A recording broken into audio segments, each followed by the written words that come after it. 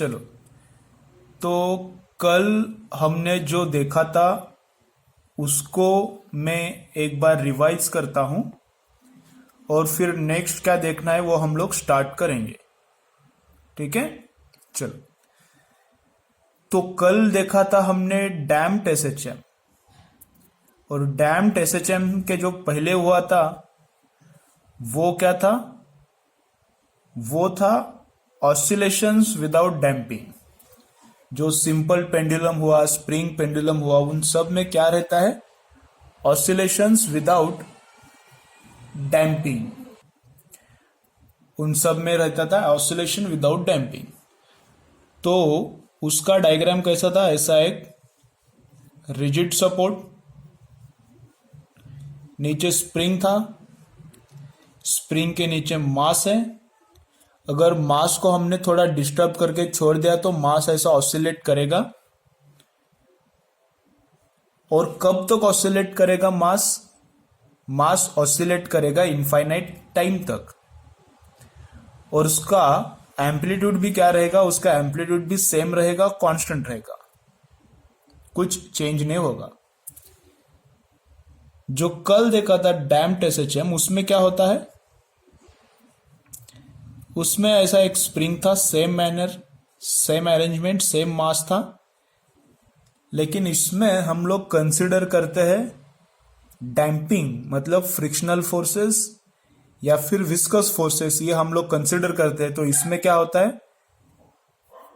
जो initial amplitude है, इसमें जो इनिशियल एम्पलीट्यूड है वो धीरे धीरे धीरे कम होता है और फाइनली एसएचएम रुकता है, मोशन स्टॉप होता है। तो वो ड्रैग दिखाने के लिए यहां पे VAN बोलते हैं उसको, वेन। यहां पे एक रॉड है और यहां पे नीचे एक प्लेट है, और उस प्लेट को हमने लिक्विड में सबमर्ज किया है। तो जैसे मास ऊपर नीचे होगा तो ये प्लेट भी ऊपर नीचे होगा और प्लेट के ऊपर वाटर ड्रैग फोर्स अप्लाई करेगा। तो कुछ देर के बाद एम्पलीट्यूड कम होगा और फाइनली डिमिनिश होगा, एसएचएम बंद हो जाएगा। तो यहां पे डिफरेंशियल इक्वेशन क्या था? यहां पे equation d2x/dt² plus ω2x is equal to 0 ऐसा था। तो ओमेगा स्क्वायर को हम लोग लिखते हैं k/m, मास से मल्टीप्लाई किया तो ये क्या होता है? m d2x/dt² plus kx is equal to 0। ठीक है, यहां पे डिफरेंशियल इक्वेशन है। यहां पर डिफरेंशियल इक्वेशन क्या आया था बोलो? m d2x/dt² प्लस b, ये ड्रैग कांस्टेंट है, into dx/dt plus kx is equal to 0। Drag के लिए ये एक टर्म एक्स्ट्रा आता है। यहां पे इसको इंटीग्रेट किया तो x कैसा आता है? a साइन या फिर कॉस भी आ सकता है, omega T plus alpha. Alpha क्या है? इपोक, इनिशियल एंगल है। और ओमेगा क्या है? ओमेगा है उसका एंगुलर फ्रीक्वेंसी। वो तो मैंने ऊपर यहां पर भी बता दिया। ओमेगा कितना है? √k/m।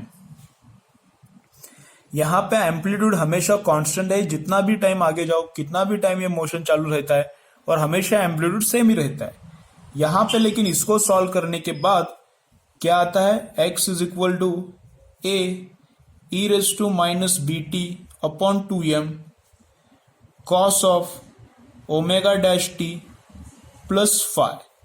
यहां पे इंटीग्रेशन करने के बाद x का इक्वेशन ऐसे आता है, यहां पे इंटीग्रेशन करने के बाद x का इक्वेशन ऐसे आता है। यहां पे एम्पलीट्यूड कांस्टेंट है, यहां पे एम्पलीट्यूड कौन है? ये वाला पार्ट एम्पलीट्यूड है। ये कल जो हुआ है वो मैं रिवाइज कर रहा हूं। यहां पे ये वाला पार्ट जो है वो एम्पलीट्यूड है, a e⁻bt/2m। तो जैसे जैसे टाइम आगे जाएगा एम्पलीट्यूड कम होता है। इनिशियल एम्पलीट्यूड निकालो, इधर t टाइम 0 पुट करो तो एम्पलीट्यूड आता है a।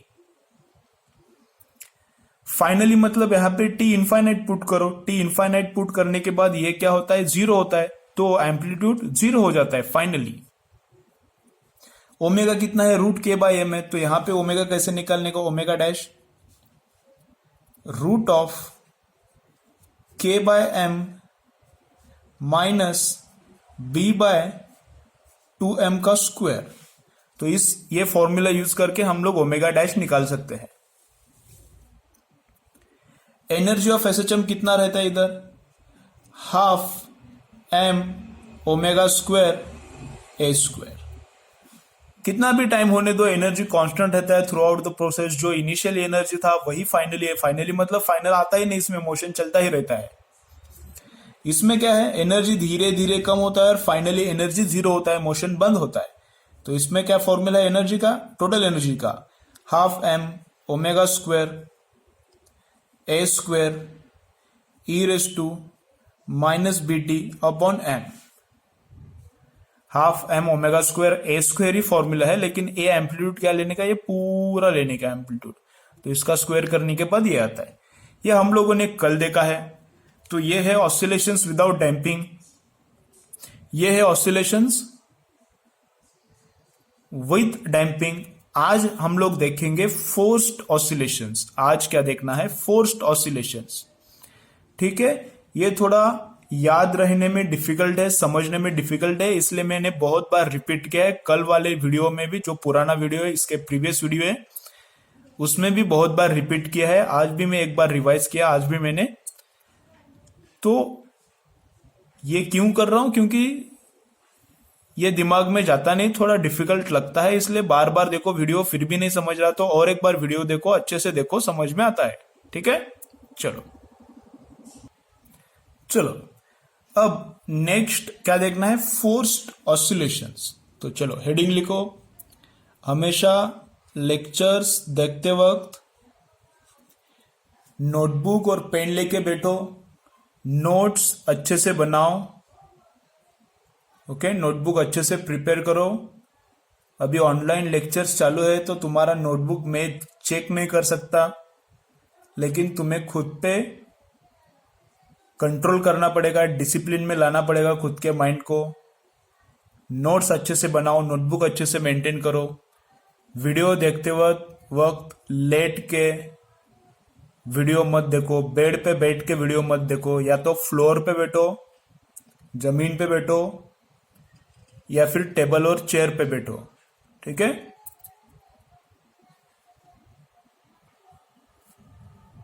पढ़ाई अच्छे से करो। घर पे बैठ के बोर होता है, ठीक है, बहुत दिन हो गया अभी लॉकडाउन का, लेकिन सबके साथ ही यही प्रॉब्लम है, तुम्हारे अकेले के साथ ये प्रॉब्लम नहीं है। तो घर पे बैठ के पढ़ाई करो, टाइम पास मत करो। ठीक है, चलो तो नेक्स्ट क्या है आज, फोर्स्ड ऑसिलेशंस। हेडिंग लिखा, ये ऑसिलेशन चैप्टर का फाइनल पार्ट है। अब फोर्स्ड ऑसिलेशन में क्या है देखो, पहले क्या था, अपना स्प्रिंग था और उसको मास कनेक्टेड था। मास को हमने डिस्टर्ब किया तो मास ऐसा ऊपर नीचे होता है और एसएचएम चालू रहता है। वो था नेचुरल एसएचएम, नेचुरल फ्रीक्वेंसी था, मतलब डैम्पिंग भी नहीं था, बाहर का फोर्स भी नहीं था। उसके बाद आया डैम्पिंग, उसके बाद ये वेंट लगाया हमने, यहाँ पे वाटर है या फिर एनी लिक्विड है, तो ये वाटर इस पे ड्रैग फोर्स लगाता है, तो ये थोड़े देर के बाद एसएचएम रुकता है। तो ये वाला था डैम्प्ड। अब क्या है, ये एसएचएम थोड़ी देर के बाद रुकने वाला है। अब ये एसएचएम थोड़ी देर के बाद रुकने वाला है। ये एसएचएम ना रुके इसलिए हमने इसके ऊपर फोर्स लगाया। तो इसके ऊपर हमने फोर्स लगाया, तो थोड़ी देर के बाद क्या होता है देखो, एम्पलीट्यूड ऐसा ऐसा ऐसा ऐसा ऐसा ऐसा ऐसा ऐसा ऐसा ऐसा ऐसा ऐसा ऐसा ऐसा ऐसा बस ऐसा ये मोशन बंद होने वाला था। लेकिन हमने अभी इस मास के ऊपर और एक फोर्स लगाया, तो इसको क्या, थोड़े थोड़े टाइम के बाद ये नीचे जाके ऊपर आता है। तो जितना इस लिक्विड ने एनर्जी खाया उतना एनर्जी मैं इस फिंगर से इसको देता हूं, दन दन दन दन, ये ऊपर आया तो दन दन दन, तो पस पस पस पस पस पस इतना इसका अपना चालू ही रहता है, इसका अपना चालू ही रहता है, ये रुकता ही नहीं। ये लिक्विड जितना इससे एनर्जी निकाल के लेता है उतना एनर्जी में ये फिंगर से उसको देता हूं, दन दन दन, तो अपना इसका चालू रहता है। तो this is called forced oscillation. तो इसका नेचुरल फ्रीक्वेंसी क्या है? इसका नेचुरल फ्रीक्वेंसी क्या है? विदाउट डैम्पिंग वगैरह कुछ भी, बाहर का फोर्स नहीं, डैम्पिंग भी नहीं, उसको बोलते हैं नेचुरल फ्रीक्वेंसी। वो लिखो, लिख के लो, नेचुरल फ्रीक्वेंसी इसका कितना है? वही अपना √k/m, without damping, without any external force. अब जो हमने फोर्स लगाया है इस पे, अब जो हमने इस पे फोर्स लगाया है उसका फ्रीक्वेंसी ओमेगा डी, उसका फ्रीक्वेंसी क्या है? Omega D. वो भी एक सिंपल हार्मोनिक फोर्स है, उसका भी वैल्यू हम लोग वेरी करने वाले हैं। तो फोर्स जो लगाया है वो कितना है? F is equal to F0 cos omega D T. तो फोर्स कितना लगाया है? F is equal to F0 cos omega D T. Omega D किसका फ्रीक्वेंसी है? फोर्स का फ्रीक्वेंसी है। इतना फोर्स हमने लगाया। अब इस मास के ऊपर कौन कौन से फोर्स है देखो। तो फोर्स के लिए मैंने लिखा है ma, फोर्स के लिए मैंने क्या लिखा है? ma। मास के ऊपर force F is equal ma, तो उस मास पे फोर्स है ma। तो क्या कौन कौन से फोर्स है? ये एक तो है पुराना अपना स्प्रिंग का -kx, उसके बाद ड्रैग का है -bb, ये प्रीवियस में भी थे, प्रीवियस केस में भी थे डैम्प में। अब एक नया फोर्स आया, कौन सा? जो हमने लगाया है, जो हमने फोर्स लगाया है वो एक नया फोर्स आया। तो टोटल फोर्स कितना हो गया? Plus F0 cos omega D T.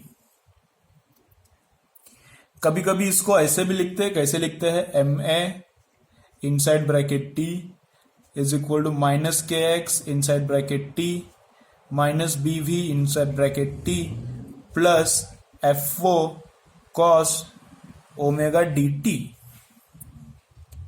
ये t का मतलब क्या है? Acceleration depends upon time. लिखा नहीं तो भी चलता है, लेकिन उसका अंडरस्टैंडिंग करो। कभी कभी कुछ बुक्स में ऐसा भी आता है। तो t का मतलब क्या है?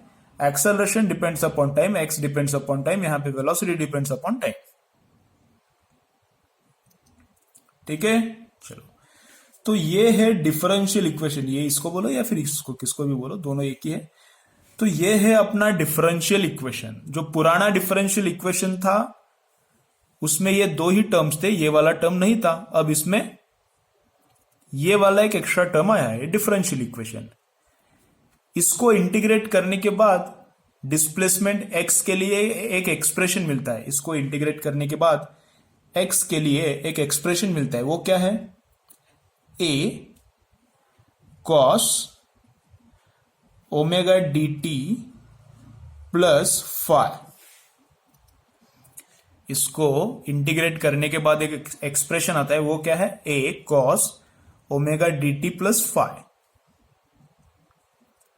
तो यहां पे एम्पलीट्यूड देखो, जो प्रीवियस केस था, एक मिनट मेरे पास वो पेपर है, लेता हूं।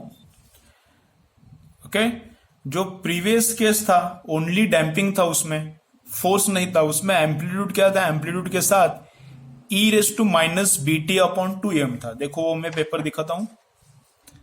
यहां पे इसमें बस डैम्पिंग था, फोर्स नहीं लगाया था। तो यहां पे एम्पलीट्यूड क्या था? e⁻, उसमें आ रहा था, मतलब amplitude was decreasing with respect to time. यहां पे क्या था? Amplitude was decreasing with respect to time. लेकिन अब क्या हो गया है? अब क्या हुआ है? एम्पलीट्यूड फिक्स आया, मतलब फोर्स लगाने से क्या होता है? एम्पलीट्यूड का वैल्यू फिक्स हो गया। अब एम्पलीट्यूड कम नहीं होगा, एम्पलीट्यूड विल रिमेन सेम। और यहां पे फ्रीक्वेंसी भी देखो, फ्रीक्वेंसी क्या है? जो भी फोर्स का फ्रीक्वेंसी है वही फ्रीक्वेंसी यहां पे आया है। मतलब m किस फ्रीक्वेंसी से ऊपर नीचे करेगा? जो फ्रीक्वेंसी हमने इसके ऊपर फोर्स का लगाया है, जो फोर्स हमने इसके ऊपर लगाया है, वो फोर्स का फ्रीक्वेंसी इसका फ्रीक्वेंसी बन जाएगा। अब इसका नेचुरल फ्रीक्वेंसी अब ये लूज कर देगा, तो फोर्स का फ्रीक्वेंसी ही इसका फ्रीक्वेंसी बन जाएगा। फोर्स का फ्रीक्वेंसी ओमेगा डी, इसका भी फ्रीक्वेंसी अब x, मतलब इसका डिस्प्लेसमेंट मास का, तो इसका भी फ्रीक्वेंसी कितना होगा? Omega D. तो अब एम्पलीट्यूड निकालने का कैसा, उसके लिए क्या फॉर्मूला है? अब ये सब मैथ से डिराइव होता है, इसका इंटीग्रेशन करने के बाद ये आता है, लेकिन वो लंबा डेरिवेशन है, वो हमें सिलेबस में नहीं है, हमें इतना ही डायरेक्टली याद रखना है। और वैसे भी इस पे बहुत कम न्यूमेरिकल्स आते हैं। ओके, चलो। तो एम्पलीट्यूड एम्पलीट्यूड कैसे निकालने का? एम्पलीट्यूड निकालने के लिए क्या फॉर्मूला है? Amplitude is equal to F O. F O मतलब क्या है? एफओ मतलब है amplitude of force, maximum force कितना है, divided by root of M square, M मतलब mass of the object, into omega square minus omega D square का स्क्वायर। ओमेगा मतलब natural frequency, root K by M ऊपर है। Omega D मतलब यहां पे कौन है? फोर्स का फ्रीक्वेंसी। और प्लस क्या आता है? प्लस आता है omega D into B. Omega D किसका फ्रीक्वेंसी है? ओमेगा डी फोर्स का। और बी किसका फ्रीक्वेंसी है? बी किसका फ्रीक्वेंसी नहीं, बी क्या है? डैम्पिंग फैक्टर है, और डैम्पिंग कांस्टेंट है, वेलोसिटी के साथ आता है, उसका स्क्वायर, उसका स्क्वायर। ठीक है, ठीक है। तो एम्पलीट्यूड के लिए क्या लिखा है हमने?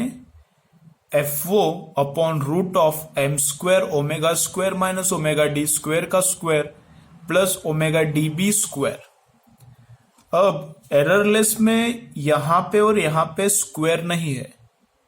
एररलेस में यहां पे है शायद, यहां पे नहीं है स्क्वायर, तो वो डिफरेंट है एनसीईआरटी से। एनसीईआरटी में जैसा दिया है वैसे मैं यहां पे टीच कर रहा हूं, एनसीईआरटी का हम लोग फॉलो करेंगे। ठीक है, एनसीईआरटी में यही फॉर्मूला है। तो अगर एररलेस में तुमको डिफरेंट दिखे या फिर कोई और बुक है, एमसीक्यू का बुक है, उसमें अगर तुम्हें डिफरेंट दिखे तो कंफ्यूज मत होना, एनसीईआरटी में ऐसा है, एक बार एनसीईआरटी चेक करो। ठीक है, तो एम्पलीट्यूड कैसे निकालने का? तो एम्पलीट्यूड ऐसे निकालने का। और ओमेगा डी क्या है? ओमेगा डी तो पता ही रहता है, वो तो फोर्स का फ्रीक्वेंसी, वो हमने लगाया है, तो ओमेगा डी पता रहता है। और फिर बचा क्या? फिर फाई। फाई कैसे निकालने का? देखो, फाई निकालने का फॉर्मूला क्या है? tan of phi, tan of phi is equal to minus V O upon omega D X O. अभी वीओ क्या है? ओमेगा डी तो पता है, लेकिन वीओ क्या है? वीओ है initial velocity of the mass. जब मोशन स्टार्ट होता है तब वेलोसिटी कितना है, that is V O. And X O क्या है? Initial displacement of the mass. जब मोशन स्टार्ट होता है तब डिस्प्लेसमेंट कितना है। तो मतलब इसका रहता है V O and X O are velocity and displacement at time is equal to zero. V O and X O are velocity and displacement at time t is equal to 0। ठीक है, चलो तो एक बार मैं वापस से रिपीट करता हूं और फिर इस पे थोड़ा और देखना है। चलो, तो क्या क्या है देखो।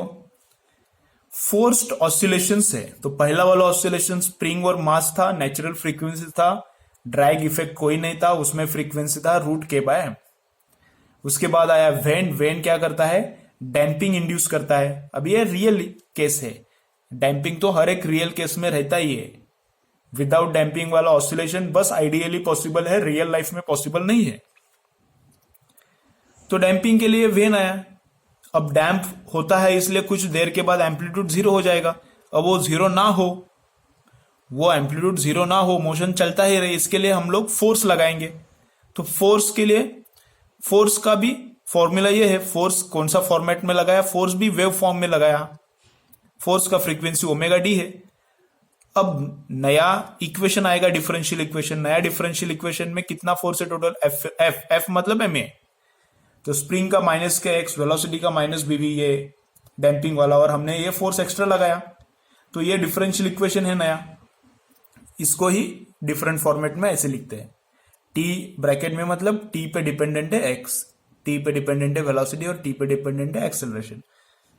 इसको इंटीग्रेट करने के बाद ये आता है। एम्पलीट्यूड कैसे निकालने का? ये फॉर्मूला है।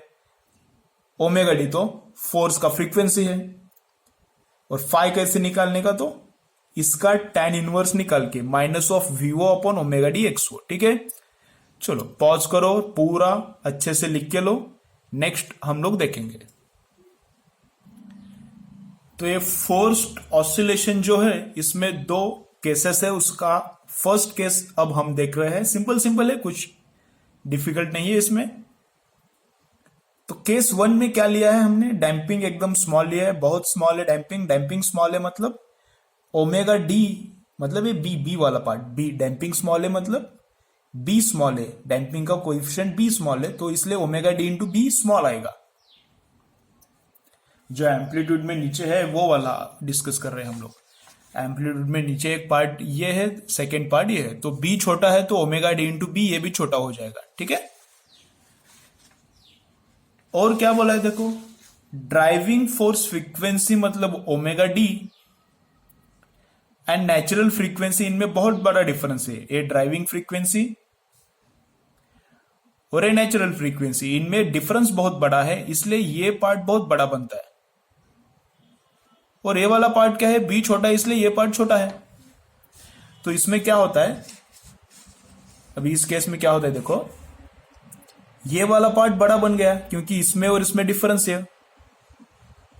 और ये वाला पार्ट क्या है, छोटा है। क्यों छोटा है, क्योंकि बी छोटा है, तो ये वाला पार्ट ऑलमोस्ट जीरो होता है। जीरो नहीं है लेकिन ऑलमोस्ट जीरो है, इसलिए अप्रोक्सीमेटली उसको मैंने निग्लेक्ट किया। इसको अगर निग्लेक्ट किया तो एम्पलीट्यूड का फॉर्मूला क्या आता है बोलो, यहां पे लेते हैं उसको हमने अगर निग्लेक्ट किया तो एम्पलीट्यूड का फॉर्मूला क्या आता है, ए इज इक्वल टू, ऊपर है एफ ओ और नीचे क्या आएगा, एम स्क्वायर का रूट एम आएगा और omega square minus omega D square का रूट है ना, ये स्क्वायर है वापस रूट है, तो उसका रूट को स्क्वायर गया तो इतना आता है।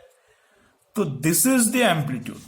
तो एम्पलीट्यूड इतना आता है। कब इतना आता है एम्पलीट्यूड, जब डैम्पिंग बहुत छोटा है तब। और दूसरा कंडीशन क्या है, नेचुरल फ्रीक्वेंसी और ड्राइविंग फोर्स का फ्रीक्वेंसी दोनों में डिफरेंस क्या है, बहुत बड़ा है, तब एम्पलीट्यूड इतना आता है, ठीक है। जब ऐसा कंडीशन है, केस सेकेंड में क्या है, ड्राइविंग फ्रीक्वेंसी और नेचुरल फ्रीक्वेंसी अप्रोक्सीमेटली सेम है, एक दूसरे के बहुत पास है। ड्राइविंग फ्रीक्वेंसी और अप्रोक्सीमेट ये नेचुरल फ्रीक्वेंसी एकदम सेम है, थोड़ा ही डिफरेंस है उनमें। तो क्या होता है, M omega square minus omega D square का स्क्वायर, तो ये इनमें डिफरेंस बहुत कम है, तो ये सब्ट्रैक्शन ऑलमोस्ट जीरो आता है। इनमें डिफरेंस बहुत कम है, इधर क्या है, इनमें डिफरेंस बहुत कम है, तो ये ऑलमोस्ट इक्वल है, तो सब्ट्रैक्शन ऑलमोस्ट जीरो आएगा। तो ये बहुत छोटा बनता है कंपेयर्ड टू दिस ड्रैग वाला, ये क्या बनता है, बहुत छोटा बनता है। तो बहुत छोटा बनता है तब, तो एम्पलीट्यूड कितना होगा, F O D into B. देखो मैं इधर दिखाता हूं, इसमें क्या था, अब ये पार्ट छोटा हो गया सेकेंड केस में, तो इतना ही बचता है। तो स्क्वायर का रूट लेने के बाद स्क्वायर जाता है तो कितना आता है, ओमेगा डी बी, ठीक है। तो एम्पलीट्यूड में ये पार्ट जाता है और इतना ही पार्ट आता है, इसका रूट कितना आता है, ये स्क्वायर का रूट कितना आता है, ओमेगा डी बी। तो एफ ओ एम्पलीट्यूड कितना आता है, F O upon omega D B, ठीक है। तो ये एम्पलीट्यूड आता है। तो इसको हम लोग बोलते हैं रेजोनेंस। ये जब होता है, नेचुरल फ्रीक्वेंसी और फोर्स फ्रीक्वेंसी एकदम एक दूसरे के पास पास आते हैं, तब क्या होता है, एम्पलीट्यूड बहुत बड़ा बनता है, एम्पलीट्यूड मैक्सिमम बनता है। और जब एम्पलीट्यूड मैक्सिमम बनता है उस केस को हम लोग क्या बोलते हैं, रेजोनेंस। तो रेजोनेंस जब होता है तब एनर्जी भी बहुत बड़ा बनता है और एम्पलीट्यूड भी बहुत बड़ा बनता है, ठीक है।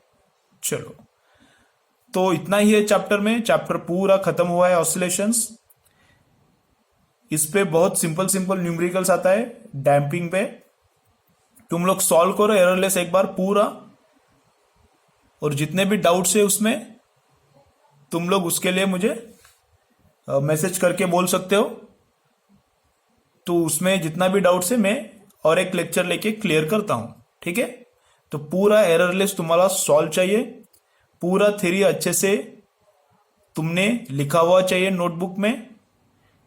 ऑसिलेशंस के लिए और एक्स्ट्रा थ्योरी रीड करने का जरूरत नहीं है, तुम लोगों को एनसीईआरटी कुछ भी रीड करने का जरूरत नहीं है, जितना मैंने लिख के दिया है उतना ही इनफ है।